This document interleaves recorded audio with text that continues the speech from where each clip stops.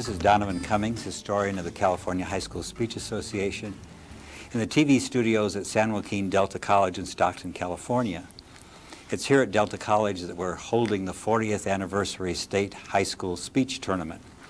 And it's my pleasure today to have a conversation with one of our Hall of Fame members, Gay Brasher from Leland High in San Jose. Hi, Gay. Hello, Donovan. Okay, get right at it. Let's go into background. Think back. I could hypnotize you, but I'm sure you can go there on your own. And that is, tell us where you were born, where you went to school, where you went to high school. Well, I was born in Miami Beach, Florida, but then my parents moved back to Louisiana, and I went to St. Agnes Academy as an elementary school, and I was always the one that would choreograph the plays, and if the students had a special favor that they wanted to ask the principal or the Monsignor at the school, they would always put me up to it. And I would always be the one that would have to ask favors. And I realized that I had a certain persuasiveness, because when I went to the Monsignor Patrick Gillespie, and asked him, and this was about in 4th grade, if we could have a holiday on St. Patrick's Day, and he said yes, then I realized the power of speech. And then we moved from Baton Rouge, Louisiana to Lafayette, Louisiana. And in Lafayette, I went to Our Lady of Fatima. And I went to Our Lady of Fatima from 5th grade, and I graduated in the 12th grade. Our Lady of Fatima was a really good school in that it taught me organizational skills. I think that, you know, the nuns kind of would never take an excuse for anything. And you could never say that you couldn't do anything, because they felt, you know, you could do anything that you put your mind to. And so that was really good, and I found that I was able to be a big fish in a small pond. But the other thing is, Lafayette, Louisiana was the home of Novelyn Price Ellis, who is an NFL Hall of Fame member, and she taught at Lafayette High School. And I used to beg my parents to let me go to Lafayette High School, because I knew in the 5th grade that I either wanted to be a famous movie star, or I wanted to teach something to do with this, where you talk and you do plays and all. I didn't know really what it was yet, but I knew that's what I wanted to do. And I cried to go to Lafayette High School. I literally would, about every 3 months, sit my parents down and say, look, this is what I think I want to do with my life, and I want to go to this public high school, and they have a great speech and debate program. And my parents would talk about it, and then they'd say, no, we're committed to a Catholic education, and I couldn't go, and I would cry and cry. And seriously, I know people are going to say, well, get over it, but I still bring it up to my parents. You don't still cry, though. No, but I resent the fact that I wasn't able to go to a school that had preparation for what I knew I wanted to do. And if I would have studied under Mrs. Ellis, that would have been wonderful. Did you have any kind of competition at? What happened was that at the high school, we participated in something that is like academic decathlon now, where you would field a team in academics and then in public speaking at these district, then state, what they called rallies. And so I would go to these rallies in poetry reading or in oratory, and I was successful. And I had wonderful English teachers that would facilitate that, because they knew this is what I wanted to do.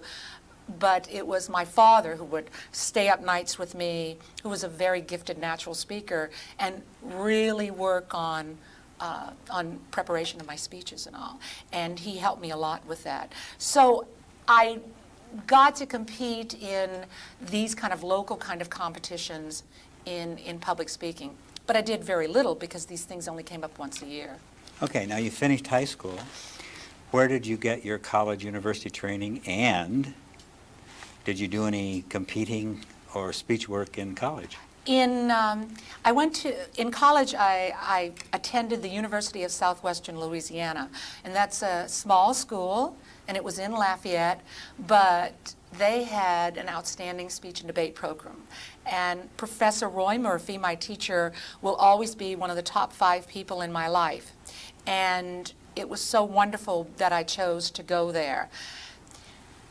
At USL, we traveled, but most of the competition was within the an association that was with the 11 southern states. And so we would travel to competitions within that 11-state area. And my first semester, because I was a speech major, and at that time I received a degree in speech education. And what you really had to do to get this degree in speech education, and I was interested in public speaking, but you had to have classes in speech therapy, debate. You had to compete on a team. So they had more obligations to getting that degree than was really just your regular number of hours to graduate. I had to have drama classes. I mean, I had to be able to build sets and do lighting. I had to have speech therapy classes, radio, TV classes. And it really, though, prepared me very well for being a classroom teacher, because I became a jack of all trades in many ways, and I was able to master one particular area. So here I, though, go into my freshman debate class, and it was so scary because I had never participated in a debate. I had never seen a debate.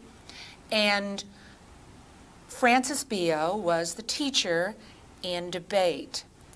And she really saw that I wanted to participate in speech and debate. So she thought she was doing me a favor, and she paired me in debate with Margaret Mayer. And Margaret Mayer was a competitor of Mrs. Ellis's and had been to the out rounds at the national tournament in debate. So here I was. I felt so insecure, and we'd go to tournaments, and I'd sit down after doing my stand, and I'd tell Margaret, "Oh, I'm so sorry." But 2 things happened. First of all, I went to Frances Bio several times and said, I need to change my major because I can't think debate. I can't think the topic and think the procedure, and I need to get out of this. And she said, well, what are you going to do? And I said, well, my minor's English, and then I could teach geography because I really like geography. And she would not sign this form that would allow me to go see my counselor, to even bring it up to my counselor. And she said, no, I want you to stick it out. And I mean, I thought I was going to fail, that I wasn't going to be able to do it. And then Margaret, my debate colleague, would stay after class with me, and she'd put me up at that podium in the front of the room, and she'd give me an argument, and she'd say, okay, this is the argument, refute it. And I would refute it. She'd say, no, you can do more than that. No, and she wouldn't let me sit down.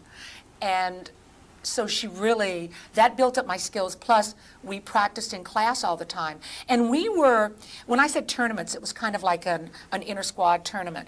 But then we started going to tournaments. I received a letter asking me to be on the debate team, on the varsity debating team, at the second semester of my freshman year. Well, I was stunned, and I said, are you sure you got the right person? And we went to our first tournament, and we, placed like 3rd in novice division. And I couldn't believe it. I was stunned. And I told Margaret, I laughed about it after and said, I can't believe we won. And she said, yes, you have to. We've worked hard, and it's, so that worked out. And then I was just hooked for the rest of the 4 years. Then when you finished school, where did you start teaching? I started teaching at a small school, Karen Crow, Louisiana. Now, I had done my student teaching there, and it was about 9 miles out of Lafayette, and it was predominantly a French-speaking community. And when I was assigned there, my student teaching assignment, I was stunned. I couldn't believe it, and I said, you know, I'm going to this little country school, what is this? And I can remember my professor in education saying, you have the best assignment in the parish. Of all the parish schools, Karen Crow is the best, you'll really enjoy it. Well, I did go there, and I was doing my student teaching, and I student taught in English. And then I had a public speaking unit in the English class, and my supervising teacher was very impressed by the fact that the kids could get up in the front of the class and give speeches, and he was just amazed by that. There was a speech class at the school at that time, but from what I understood, they didn't do any competition, and they did student congress for an entire year. So they didn't really go out into debate or to individual events. And then Well, so then I was hired to teach at another small school, Scott, in Scott, Louisiana, another small French-speaking community. And the job at Karen Crow came open, and I got the job. Now, you may not be interested in this as part of this interview, but I will never forget the look on my father's face when I got the job, because everything in Louisiana is very, very political.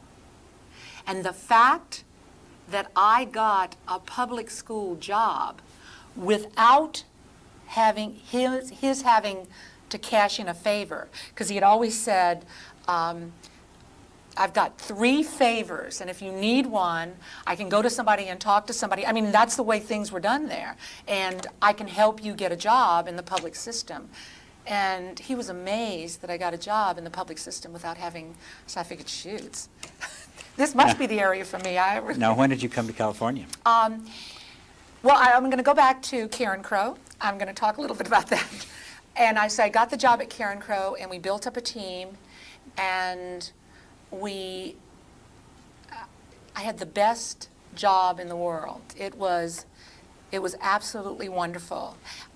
Unfortunately, because things were political, Karen Crow, a little French-speaking community, was kind of left out in so many things. They always got the end of everything, and they never had a program in anything that was ever very successful, and they'll be the first to admit that. Well, the kids were hungry for knowledge and for doing, I'm not saying in the classroom, there were fantastic teachers there, fantastic, but they didn't get the money to do things, and so a lot of times things just fell apart, and they couldn't field teams in sports because they didn't have the money to do these things.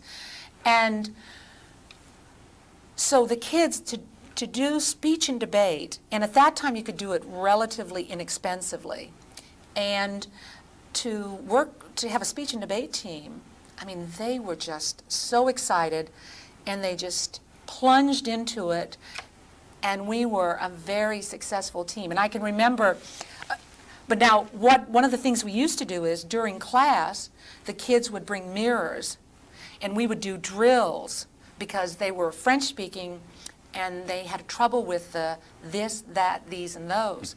And it would be dis, dat, dees, and those. And if you ever heard any Cajun jokes, they use the dis and dat in the Cajun jokes. And we would literally do exercises with a mirror. And I can remember our going to a tournament in North Louisiana, which now, you know, Cajun is the big thing, so everybody wants to say they're Cajun. But that's about 10 years old. Everybody used to put down the Cajuns, and, you know, nobody wanted to be affiliated with them. And we would go to tournaments, and most of them were hosted by the colleges, and the kids would, they'd say, well, we'll sit by you because these teams always scream when they win, and you're from Karen Crow, so you guys will never do well. I mean, we'd get that kind of comment, you know, at the award ceremonies, and we ended up doing well. Well, in 1980, my husband accepted a job in federal law enforcement, so we were transferred to San Jose, California. And I thought, well, my speech life is over. I'll never be able to make it in the big city.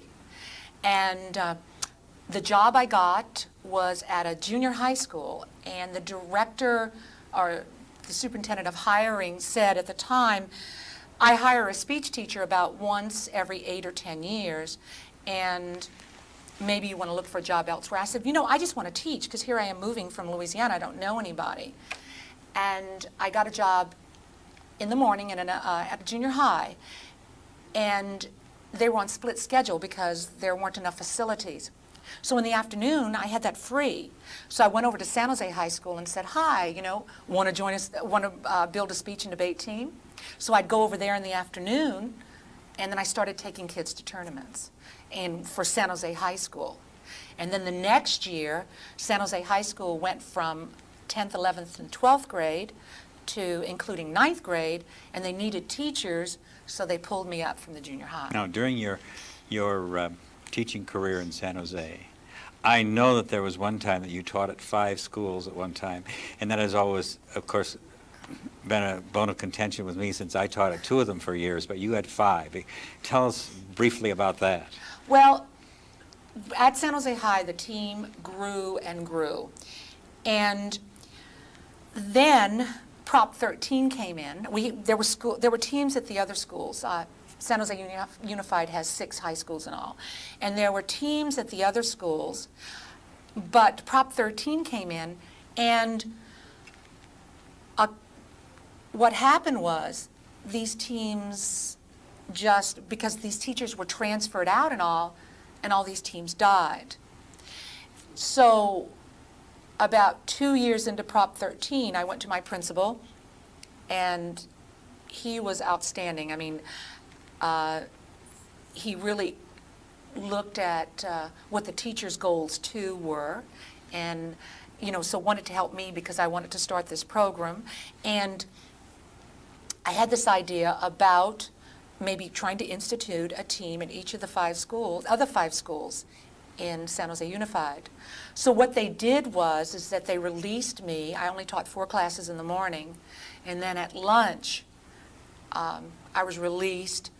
I was given, my prep period was like a travel period, and then one day of the week I would stay at San Jose High School, and then each of the other days of the week I would travel. And one school, and let's say on a Friday I would go to, say, one high school, and then I would go back to Leland High School because that's where my biggest demand was. So some schools actually had to share a day, but I'd go to a high school, and then I'd keep up with them at night, you know, on the phone and all. But it was really wonderful because we would travel together as one team. And when the kids would put together the rooming list, they'd say, oh, I want to stay with so-and-so from this school or so-and-so from that school. And I would have kids from 4 different schools sharing rooms. I never had any problems about their wanting to go off to another party in another room because they brought their own party. I mean, because they didn't see these kids every school day. They only saw the kids from their other team members from other schools on the days that we went to tournaments. And so they were so excited about that. And it really worked so well. And it was very, it sounds trite, but it was very heartwarming because they got along so well. And I think that there were all these stereotypes about the different schools in the district, and all those stereotypes were broken because, wait a minute, you know, you're not snobby, you're this, and so that was really, it was an exciting experience for all of us. It really was. Now, I'm going to move you a little bit out of your teaching experience and into a little different area. What offices have you held in either NFL or CHSSA or your league? Well, at the league level, Coast Forensic League, I was president, and I was president for approximately 4 years, and then during that time I served on the council. And then as a member of CHSSA for several years, I've been the Area 1 chairperson. Now, you have been involved with the council for a number of years, and this is jumping a little bit, but you've obviously seen some changes in California in competition or in the state tournament or speech as a whole. You want to comment about some of the changes you've observed? A couple of things. I've seen some new events come in, and I know that many times coaches are very concerned because we have such a varied amount of events. But I see all of those changes as really being a good change. And I know it's difficult preparing students in all those events. But I think the benefits really outweigh any of the problems, because there's such a diverse group of kids out there, kids with different ideas, to kids with different interests and different capabilities.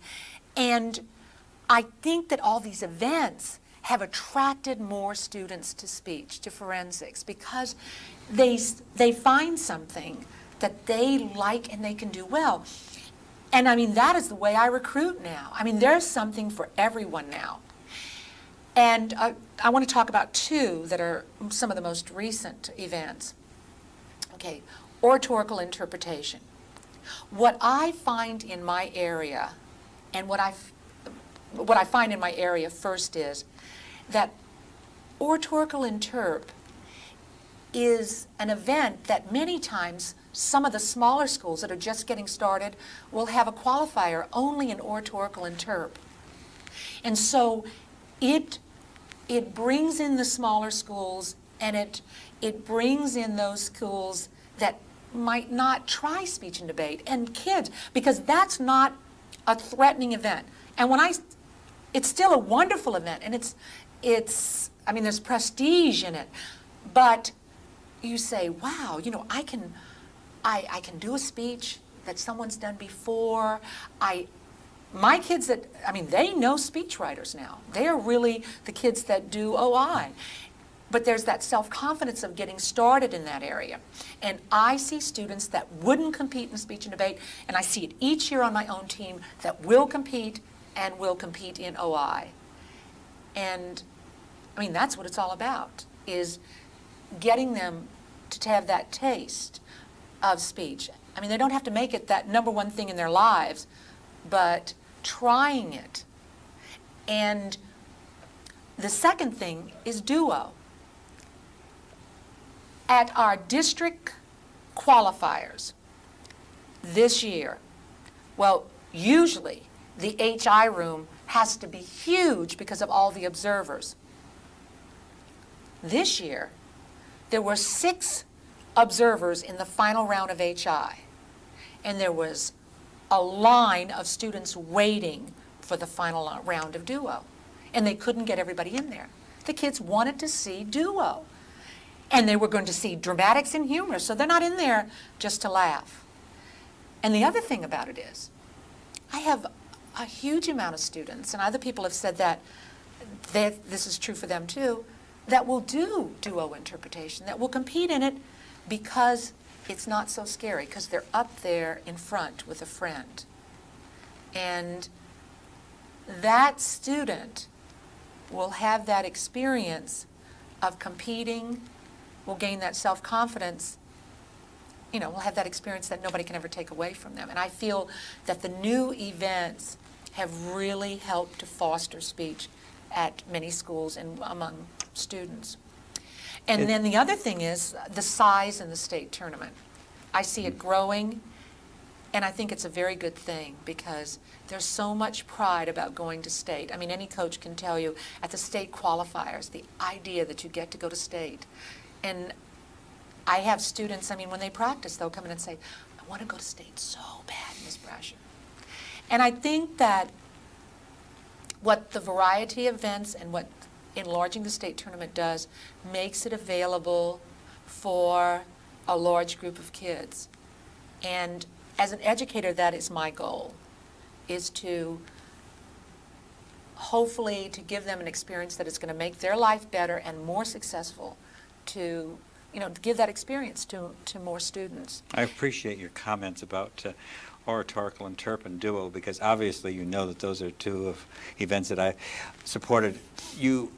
if you go back in the history of the California High School Speech Association, oratorical interpretation was an event way back in the 60s. And I wasn't here for that. And then there were people who said that it didn't have much merit and went out for years and then finally came back. And you know that I fought for duo, both of us, for years, and it was pleasing to get it accepted. It's popular. Duo Yes. interp was an event when I coached in Louisiana. I mean, many states have recognized the importance of duo interp. And they even now, some states have, and I think Louisiana is one of them, duo interp and duet acting. So what they've done is they do the duo interp like we do, and they even do something with the props and all that. But I'm saying there's a lot of students out there that want that experience. Right. Now, you and I would not be sitting here today, or would not be as successful as we have been, if there weren't other coaches that influenced our lives. Now, you mentioned some people that coached you when you were in college and that sort of thing, but I'm talking about in California. Yes, I know. What coaches do you think of that have had an influence on you as a coach and have been influential in the organization? Well, moving from Louisiana was very traumatic for me in that I sincerely thought that my speech and debate life was over. I mean, I mean that with all my heart. The example that I gave in my Hall of Fame speech was, I remember as a kid studying in Louisiana, in your geography book, you studied the northwestern states, the northeastern states, and I can remember California had a chapter of its own. And to people from outside of California, it is the promised land. And how was I going to make it here? And I wasn't going to make it, I thought, and I was devastated. It was very, very difficult for me. So I went to a tournament at Monte Vista High School in Cupertino, and I went to a tournament and observed. And I was so frightened to go there. What are they going to think of me, this small town girl, and I'm not going to understand anything that they do, and it's also different here, and it's harder than I'll ever be able to handle. And I went to that tournament, and Jim Ehrenberg was a coach then at Monte Vista. I had called him and said I was coming. And I walked in, and I introduced myself to Jim Ehrenberg. He said, "Oh, glad to have you here." And he brought me over to Natalie Weber and Carmendale Fernandez, and they extended their hands and their hearts, and they made me feel as though I really belonged there. I mean, from the very beginning, from someone who wasn't going to go, who was defeated in that idea, and to go there, and people were so friendly. I mean, they took me around and introduced me to everybody. And then I met Shirley Keller, and she spent hours with me on the phone coaching me on how to coach different events that we did not have in Louisiana. And I can't tell you, I mean hours. An hour on Tuesday night and an hour on Wednesday night, and I would list my questions and get on the phone, and I would call her. And she was amazing. And then, Donovan, I signed up for a workshop at UOP. I don't know if you remember it, a long time ago, and you did the interp there. And I went and I took notes, and I wrote down everything you said, and then I had ideas, and I went up and talked to them talked to you about these ideas, and then you gave me examples and samples of selections for DI and HI, the kind of. What I love, when I'll meet a teacher from another school, and I'll say, "Oh, you teach at so-and-so, do you know this particular student?" And they're floored. "How do you know that student?" "Well, I coach speech and debate." I don't think in any other activity, teachers cannot understand, or the teachers, it's difficult to understand how we as teachers at one school can have such a close relationship with teachers at other schools, with kids at other schools. how much of an opportunity you have to meet and to know other kids that will walk across the campus to greet you. They're not your student. They're not from your town. You know, you develop that. And also, I'll always, you know, remember times sitting in the faculty room at lunch when I have the California State Bulletin with me, and other teachers will say, "What's that? What's that?" And they're just amazed at this bulletin that we get with all of these helpful hints, all of these ideas, and they're envious. And the other thing is, look at how much it enriches our teaching. You go to a tournament, all you have to say is, "Oh my goodness, you know, my lesson plan on such and such has not worked out. I don't know how to teach such and such," and you've got 50 ideas. And people are giving you the ideas so fast. I mean, it's amazing. And the way we share, the work and curriculum, the people, you're never alone. I have never been alone in speech and debate in this state. I mean, there's always been people, a support group behind me. And I can always pick up the phone and say, "I need help with something," and boop, other speech coaches will be there. People will say, "I'll send it to you tomorrow, I'll look into it, I'll call you back." You just never do anything alone here. And I want other new teachers to know that I could have not taken the plunge and approached people, and then, you know, I would have never had, you know, the career that I had, because I would have been afraid, well, you know, CHSSA looks like this big, unapproachable thing, and it's not. It really isn't. It really, really isn't. And I've been so fortunate. It's such a great support group. And If we ever want a paid commercial, we're going to get you to come in and make it. you never have to Gabe, do anything alone. Personally, I want to say that your friendship has been so important to me. And the second thing I want to say is that I'm sure I am speaking for vast numbers of coaches in the state of California that appreciate what you do, appreciate your personality, appreciate your warmth, and you are most deserving of being a member of our Hall of Fame. Well, that was And something. I want to thank you Thank for you. being here today. It's been a nice conversation. Thank you, Gabe Brasher.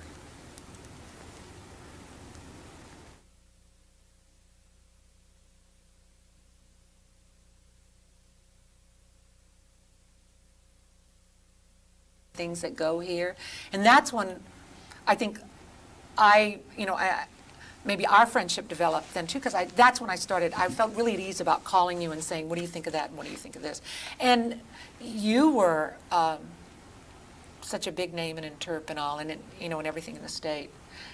And the other thing is, when I joined CHSSA, when I was in the executive council, I was really nervous about that too. I had been on the general in the organization as the league president, representative of the league president. But then to go to an executive council meeting and all, I was really scared about that. I don't have much self-confidence as a speech major, I guess, but seriously, I mean, I'm still that feeling of small town. And everyone was so friendly. And I don't know if you remember that after that meeting, I went around and said, "God, thank you everybody for being so nice to me." But I mean, everyone took time to explain things, and they were really, really very friendly. And I think that made it a success for me as a teacher. I don't want to make it sound like, you know, me as a teacher, that's what was the most important thing. But I never would have been able to give the students the opportunities that I have without the support of people. And then my friendship with Natalie and Carmondale and Shirley naturally, and you know, have continued. And I'm also just in awe of many of the programs around the state. Bellarmine's program, that it's amazing, but you know, they're such nice people, you can't be jealous of them and you can't feel competitive toward them because the coaches are some of my best friends. And Tommy Lindsay's program is just amazing. And I think that gives me inspiration, and I see just, you know, what can be done and all. And I try to reach those levels with the students. People have helped you. You've helped students. That we know, with a successful program. And with your personality, it's obvious that you are a great help to students. But what would you say are the things that you're most proud of having contributed to speech in California? I don't know if I have anything that, in general, for speech in California. I think we did the videotapes, and I'm proud of that. I was able to produce some videotapes for a few years with the state tournament. But that worked out great for my program because I teach video productions, and it was so exciting for my video production students because they would say, gee, we feel like we're going out on an assignment, and so that was a lot of fun for them. And there was a lot of learning going on there because they would prep for it by watching other videotapes or watching the national tapes and saying, oh, this is what, you know, a debate tape or a speech tape has to look like, and then they would produce that. And so that was really important to them, and that I was proud of the videotaping. I never want to lose sight, and I don't see myself as a coach of a big school. I still have that little school idea because we haven't been a big school that long at Leland High School. But I really do believe in my heart, and maybe there are people that might not think it because they know our team is so large, but I really do believe in my heart that on the council and all that I do, I am constantly saying, what are we doing for the smaller schools? We can't do this because of the smaller schools. We have to do this because of the smaller schools. And I really feel that that is something that I make it a point to do.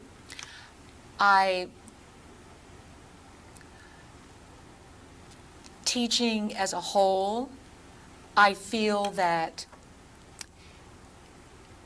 work in public speaking gives the students, I think it's a hope, because you can see through speech that you have a speech, we work on it, and you get better, and you get better, and you feel better about it, and there's always hope. You can always move higher and push yourself to the limit, and that's what I feel the best about as far as working with the kids on the team and all.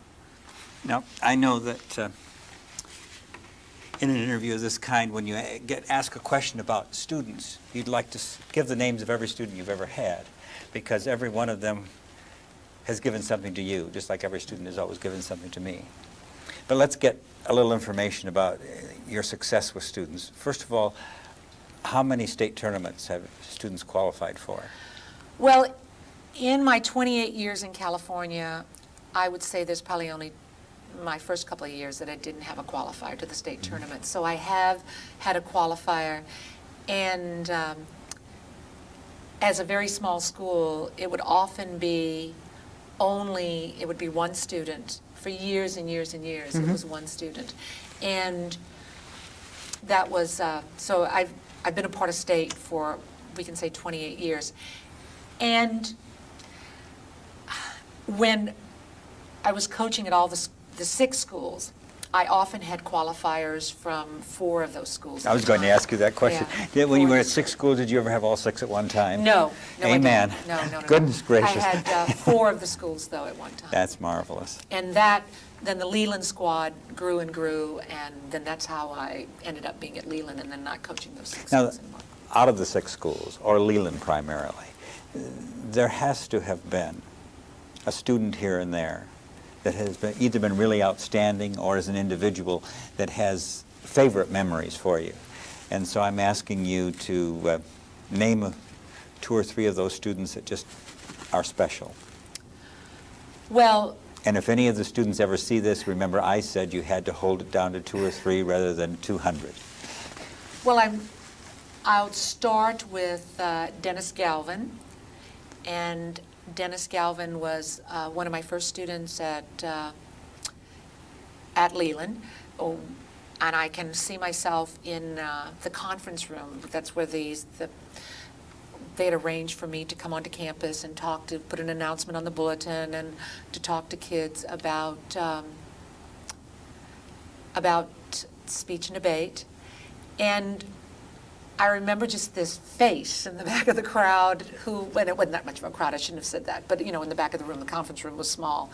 And he just was so enthusiastic, and he turned out to be a wonderful student, and he eventually qualified for nationals and got to the semifinals in dramatic. And he was just a tremendous competitor. And what you find so often, though, is, with so many of the kids, most of the kids, the majority, all of the kids, you get to know them beyond just speech and debate, and you see what good people they are. And Dennis was, by his very enthusiasm and his commitment to speech and debate, and everything he touched turned to gold, and he was just a fantastic student. And he went on to Stanford and gave one of the valedictory addresses at Stanford, and then went to graduate school at Berkeley, and he's a professor in Florida now. But he was a top student. And the other success, that I will remember always too, one of the young men recently is Samir Samad. And Samir is someone who has so much heart and is such a good person and was committed so much to speech and debate. Now, my program offers every event. But I cannot coach team debate because it's just gotten so difficult and it's changed so much. And in college I won awards for team debate, and that's what I did for 4 years, but it's changed so much. I lost track of it when I was traveling from school to school, because it's difficult to establish a full-fledged debate program when you're at a different school every day. So team debate was the thing that suffered. Well, when I traveled for something like 8 years from school to school, boy, I got out of it. And then when I came back, it had changed so much it was overwhelming. And I regret that part of it, because I was able to coach it up to then, and I could have rolled with the punches and gone with the changes. So my team debaters do so much of this on their own, and they coach the other kids. And Samir was a fantastic debater, and he was totally committed to the team. And I never felt that I could give him the kind of program that he deserved, because he went to Dartmouth Juniors, he was a Kentucky Fellow. That's huge in the world of debate. And he always, he gave me such pride in the group, because he did most of the work with the team. He was enthusiastic, and he kept that team going. He was so committed. But all through it, he said, no, Mrs. Brasher, debate at Leland, this is the program that I should be in. This is the program that can do most for me, and never made me feel guilty about it. And none of my debaters ever have.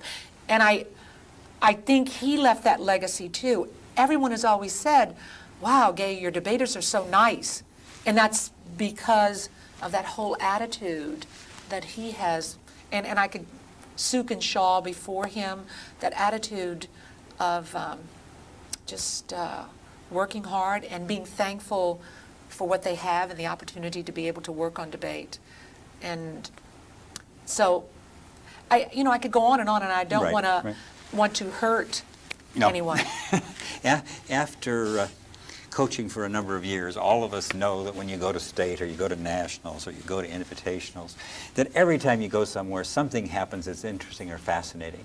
So if ever we could get coaches to sit down and tell all their experiences, we'd have thousands of hours of tapes. But all of us have had some amusing thing that's happened here or there. And could you think of a couple of those amusing incidents that you'd like to share with us? You know, I tried to think of them, and I guess I couldn't come up with anything in particular. I know that when I go to tournaments, it's things happen and I say, my gosh, I've done this for 32 years. I thought I had seen everything, and I haven't. I mean, there's always new things that happen as kids change and all. I guess one incident that I remember when I was a coach, my first year of coaching, and that was in Louisiana, and we were at an Optimist contest, and I was at Lafayette High School. I was at Mrs. Ellis' school, and my student had just won the Optimist Club, or the next level after the club, and I got on the payphone. I was so new, and I got on the payphone to call my principal to tell him, and the vice principal at Lafayette High School came up and fussed at me, because I guess I looked young, about being on the phone during school time, and said, "Get off the phone now." And I hung up on my principal and said, "Oh, yes, sir, yes, sir." I mean, it was also just that transition from student to being a teacher. But unfortunately, nothing really stands out as being a number one thing. The thing is that when this interview is over and this weekend, Oh, when I you're know. around, things will come to mind. The block will yeah, pass. right. Now, it's only appropriate that at this point I give you an open-ended question or a comment, and that is there anything else about your coaching or your philosophy or whatever that you would like to add to what we've talked about? Well, I can remember in Natalie Weber's retirement speech that she brought up a statement about perhaps things had, in her career, had worked out better than they do sometimes for other people. And she was very fortunate to have had the experiences that she did. And that's the way I feel. I mean, I've been so lucky. It's